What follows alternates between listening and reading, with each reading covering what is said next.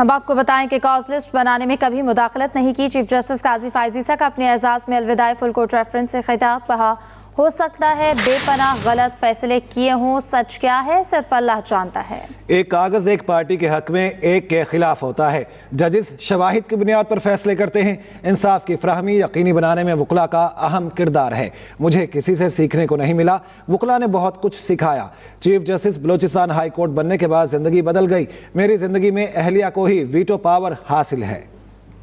Balochistan high court जब मैं गया तो मैं वाहिद जज था। एक आईनी बहरान पाकिस्तान में आ चुका था, कोई जज नहीं था। मैं वाहिद जज था बलूचिस्तान हाई कोर्ट में।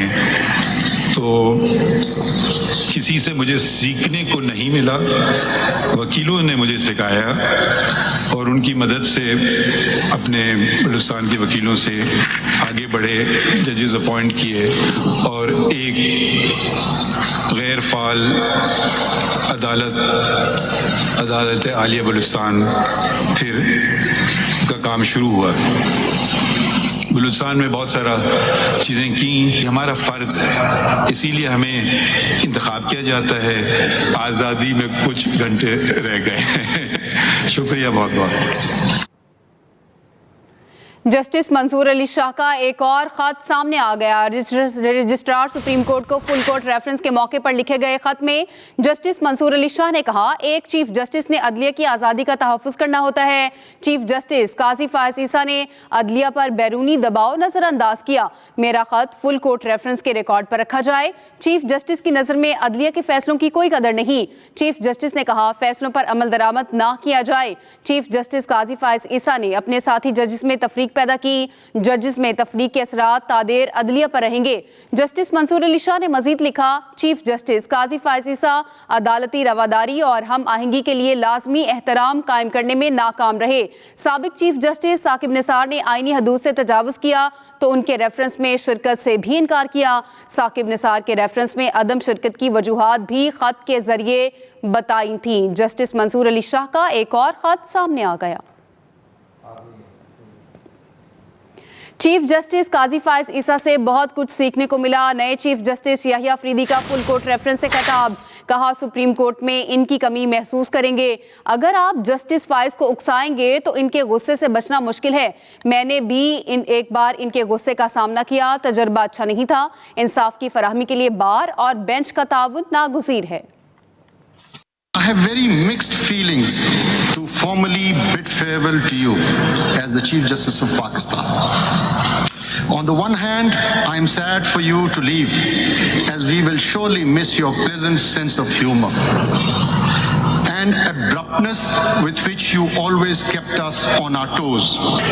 If you meet, greet and treat Justice Qazi Faiz Issa with a smile and humility, he will reciprocate with such gentle softness, politeness and care that it will leave you astonished, if not shocked. But mind you, if you in any way provoke him, or if I may say so, poke the bear, then even hell hath no fury to match his scorn, and only God may help and save you. Chief justice Faez Isa आइन, जमहूरियत और एहतसाब के अमल में गैर मुतज़लज़ल रहे। Attorney general Mansoor Usman Awan कहते हैं कि चीफ जस्टिस का आम इंतखाबात के इनेकाद में अहम किरदार है। फैज़ाबाद धरना केस समेत मुतादिद तारीखी फैसले दिए। चीफ जस्टिस ने मुकदमात को लाइव चलाने का फैसला किया। अटॉर्नी जनरल मंसूर उस्मान अवान की जानिब से ये कहा गया, Chief Justice Issa has demonstrated an unwavering commitment to constitutionalism, rule of law, democracy and accountability. Chief Justice Issa's judicial career began rather uniquely when he was directly appointed as the Chief Justice of the Balochistan High Court. Chief Justice Issa emphasized the importance of the fundamental right to information under Article 19A of the Constitution. Chief Justice Issa has exhibited extraordinary judicial leadership. Under his leadership, the Supreme Court collectively decided to live stream proceedings in cases of public importance, promoting transparency and accessibility for the masses. On the judicial side, Chief Justice Issa, without wasting time, upheld the constitutionality of the Supreme Court Practice and Procedure Act 2023. Chief justice Pakistan Qazi Faez Isa आज रात 12 बजे retire हो जाएंगे। Chief justice काजी फायज ईसा के फैसलों में parliament की बालादस्ती की नुमायां झलक रही। उनके चंद अहम फैसलों और नुमायां इक़दामात बारे इस्लामाबाद से देखते हैं जहांज़ेब अब्बासी की रिपोर्ट। काजी फायज ईसा ने 29वें चीफ जस्टिस ऑफ पाकिस्तान के तौर पर 17 सितंबर 2023 को ओहदे का हलफ उठाया। मैं पाकिस्तान के साथ सच्ची हिमायत और वफादारी निभाऊंगा जिसके फौरी बाद उन्होंने practice and procedure act case पर समाअत के लिए तमाम जजेस पर मुश्तमिल फुल कोर्ट तश्कील दिया। अदालती तारीख में पहली मरतबा अदालती कार्रवाई की बराह रास्त नशरियात दिखाई गई। मुल्क में आम इंतखाबात का मामला भी चीफ जस्टिस काजी फायज ईसा की सरबराही में कायम बेंच ने मुमकिन बनाया। काजी फायज ईसा के दौर में अवामी नुमाइंदों की 62(1)F के तहत ताहयात नाअहली के फैसलों को कल अदम करार दिया गया। अरकान पार्लियामेंट से आर्टिकल 63A की तशरीह के नाम पर वोट का हक छीनने से मुतालिक आइन री राइट करने का फैसला भी कल अदम करार दिया।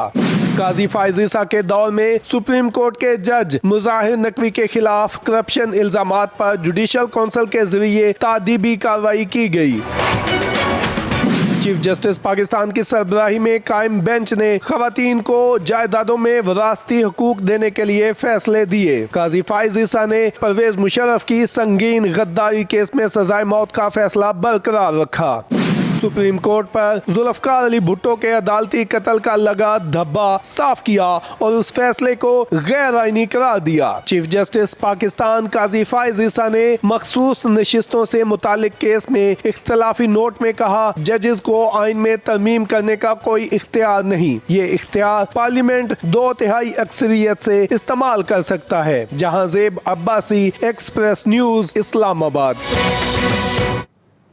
नए चीफ जस्टिस पाकिस्तान यहिया अफरीदी की हल्फ बर्दारी तकरीब कल ईवान सदर में होगी। सदर मुमलिकत की जानिब से तकरीब में शिरकत के लिए मेहमानों को दावतनामे दिए जाएंगे। Chief justice of Pakistan Yahya Afridi की हल्फ बर्दारी कल दिन 11 बजे होगी। नए चीफ जस्टिस पाकिस्तान यहिया अफरीदी की हल्फ बर्दारी की तकरीब कल ईवान सदर में होगी। आगे बढ़ते हैं, आपको बताते हैं बानी पीटीआई की बहनों अलीमा खान और उस्मा खान की दरख्वास्तें ज़मानत मंजूर। इंसदाद दहशतगर्दी अदालत के जज अबुल हसना जुल्करनैन ने ज़मानत मंजूर की। अदालत ने 20-20 हज़ार रुपये मचलकों पर ज़मानत मंजूर की। थाना को हिसार के मुकदमे में अलीमा खान और उस्मा खान 4 अक्टूबर से गिरफ्तार थी। इंसदाद दहशतगर्दी अदालत के जज अबुल हसना जुल्करनैन ने रोबकार जारी कर दी। बानी पीटीआई की अहलिया बुशरा बीबी मुतहरिक पार्टी की सीनियर क़यादत को पेशावर तलब कर लिया। सीनियर क़यादत का इजलास वज़ीर आला हाउस पेशावर में होगा। पार्टी ज़राए के मुताबिक अली अमीन गंडापुर, उमर अयूब, बैरिस्टर गौहर, सलमान अकरम राजा और दीगर शरीक होंगे। बुशरा बीबी सीनियर रहनुमाओं के हमरा सियासी मामला देखेंगी। ज़राए का इस हवाले से ये बताना है, बानी पीटीआई की अहलिया बुशरा बीबी ने अहम इजलास तलब किया है। पार्टी की सीनियर क़यादत को पेशावर तलब किया है। बुशरा बीबी की रिहाई किसी डील का हिस्सा नहीं, इन्हें अब से बेजा में रखा गया था, अब वो महफूज मकाम पर हैं। अपोजिशन लीडर उमर अयूब कहते हैं तोशाखाना केस में बानी पीटीआई पर केस छूटा है। तोशाखाना से आसिफ जरदारी और नवाज शरीफ ने गाड़ियां बेची, इन्हें जेल में होना चाहिए। बानी के हुक्म पर मौलाना फजल रहमान से मुज़ाकरात जारी रखेंगे। इलेक्शन चोरी किया गया, इसके खिलाफ एहतजाज करते रहेंगे। उमर अयूब की जानिब से कहा गया कि तोशाखाना केस में बानी पीटीआई पर केस झूठा है। बुशरा बीबी की रिहाई किसी डील का हिस्सा नहीं, उमर अयूब की जानिब से गुफ्तगू करते हुए ये कहा गया। नेशनल मैनेजमेंट कोर्स के शुरका का गैर मुल्की मुतालियाती दौरा बंद करने का मामला। Rector national school of public policy का फॉरेन स्टडी टूर को NDU में जारी रखने और सिविल सर्वेंट्स के लिए बंद करने के फैसले पर मायूसी का इजहार। Rector national school of public policy doctor Ejaz Munir ने सेक्रेटरी एस्टैब्लिशमेंट डिवीजन को खत लिख दिया।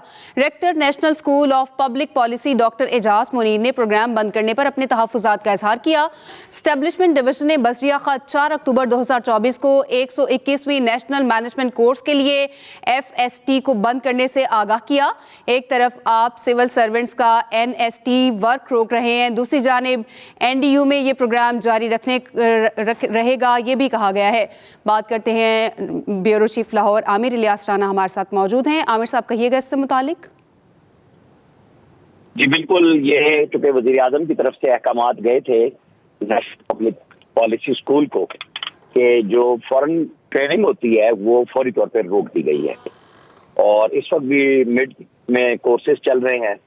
उस दौरान जब ये गया और 7 लोगों को पता चला कि जो सिस्टर ऑर्गेनाइजेशन है नेशनल डिफेंस यूनिवर्सिटी NDU में जो सेम इसी तरह ग्रेड 20 से 21 के लोगों के लिए प्रमोशन के लिए केस होते हैं, उसमें फौजी ऑफिसर भी होते हैं, सिविल ऑफिसर भी होते हैं और इधर सारे सिविलियन होते हैं, कि इनका रोक दिया गया और उनका नहीं रोका गया। तो उन्होंने कहा कि इससे मायूसी फैल रही है और एक पूरा प्लान बना हुआ था और दोनों ऑर्गेनाइजेशनों के दरमियान में इम्तियाजी रवैया होगा ये वाला। तो उन्होंने खत लिखा है सेक्रेटरी एस्टेब्लिशमेंट डिवीजन को और उन्होंने कहा है कि तो आप तो खुद इस कोर्स से गुजर चुके हुए हैं और आपको इस अहमियत का भी पता है।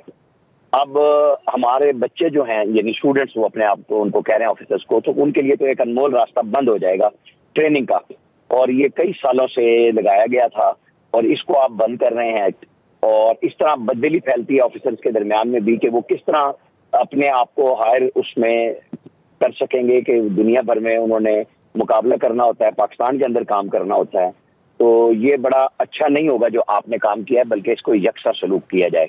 तो ये बुनियादी तौर पे एक प्रोटेस्ट किया है डायरेक्टर डॉक्टर एजाज मुनीर जो खुद एस्टेब्लिशमेंट डिवीजन के रिटायर्ड सेक्रेटरी हैं और यहाँ पे वो अपॉइंटेड है। उन्होंने सेक्रेटरी स्टाफ से कहा है कि आला हुकाम से यानी वजीर आजम से बात की जाए कि इस कोर्स को जो फॉरेन ट्रेनिंग का है इसको डिसकंटिन्यू ना किया जाए। सही। ब्यूरो चीफ इस्लामाबाद आमिर इलियास राना हमारे साथ मौजूद थे, मामले से मुतालिक बता रहे थे। आपका शुक्रिया।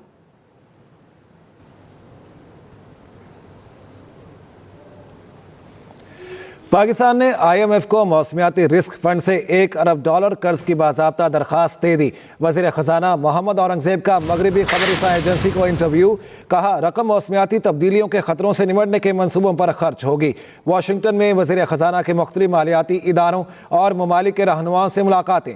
वज़ीर ख़जाना की JP मॉर्गन बैंक के नुमाइंदों से भी मुलाकात। वज़ीर ख़जाना ने इक़्तिसादी सूरत हाल में बेहतरी का जायज़ा पेश किया। अहम खबर है, आपको अपडेट करेंगे इस बारे में। पाकिस्तान ने IMF को मौसमियाती रिस्क फंड से $1 अरब कर्ज की बाज़ाब्ता दरख्वास्त दे दी है। वज़ीर आला पंजाब मरियम नवाज से बेल्जियम के सफ़ीर की मुलाकात। दोनों ममालिक के दरमियान बाहमी ताउन के फ़रोग़ और ताल्लुकात को मज़ीद मजबूत बनाने पर तबादला ख्याल।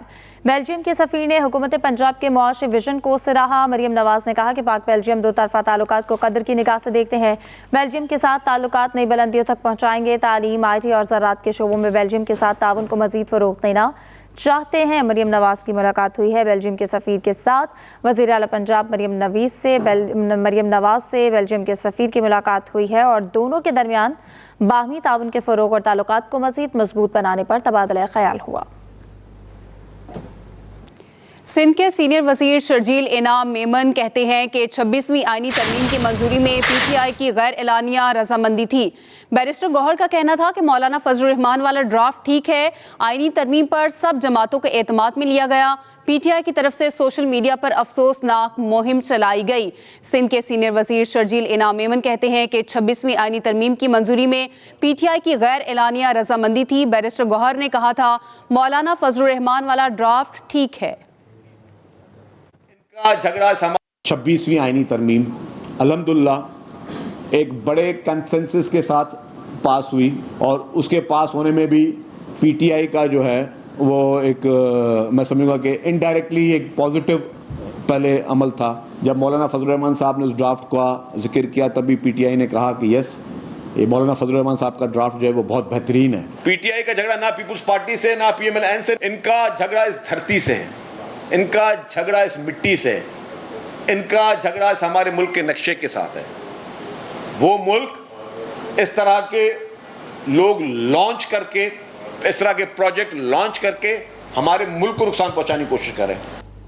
रावलपिंडी टेस्ट के दूसरे दिन सेंचुरी मेकर साउथ शकील और नुमान अली ने पाकिस्तानी टीम को मुश्किलात से निकाल कर इंग्लैंड की बरतरी खत्म कर दी। कौमी टीम ने 8 विकेटों के नुकसान पर 269 रन बना लिए। तीसरे और फैसला कुन टेस्ट में शान मसूद और साउथ शकील ने पहली इनिंग्स मजमूई स्कोर 73 से दोबारा शुरू की। शान मसूद 26, मोहम्मद रिजवान 25, सलमान आगा 1, आमिर जमाल 14 रन के मेहमान बने। साउथ शकील ने 181 गेंदों और 4 चौके की मदद से सेंचुरी मुकम्मल की। नुमान अली 45 रन बनाकर LBW आउट हो गए। गुज़श्ता रोज़ अब्दुल्ला शफीक 14, साइम अयूब 19 और कामरान गुलाम 3 रन बनाकर आउट हो गए थे। अब आपको बताएं कि क्रिकेट ऑस्ट्रेलिया ने 6.5 साल बाद डेविड वार्नर के कप्तान बनने पर आयद पाबंदी उठा ली है। दूसरी तरफ पैट कमिंस ने वार्नर की इंटरनेशनल क्रिकेट में वापसी को मुस्तरद कर दिया है। क्रिकेट ऑस्ट्रेलिया ने 2018 में बॉल टैंपरिंग केस में वार्नर की लीडरशिप पर पाबंदी लगाई थी। क्रिकेट ऑस्ट्रेलिया ने 3 रुकनी कमीशन की रिपोर्ट पर अपने रूल्स में कुछ तरामीम के बाद अब वार्नर को कप्तान बनने का अहल करार दिया है। डेविड वार्नर ने चंद रोज पहले भारत के खिलाफ टेस्ट सीरीज के लिए रिटायरमेंट वापस लेने की पेशकश की थी। इस पर पैट कमिंस का मौक़िफ़ है कि वार्नर हमारे बहुत अच्छे दोस्त हैं, हम सब इनसे बहुत प्यार करते हैं, लेकिन हकीकत यह है कि वो रिटायर्ड हो चुके हैं।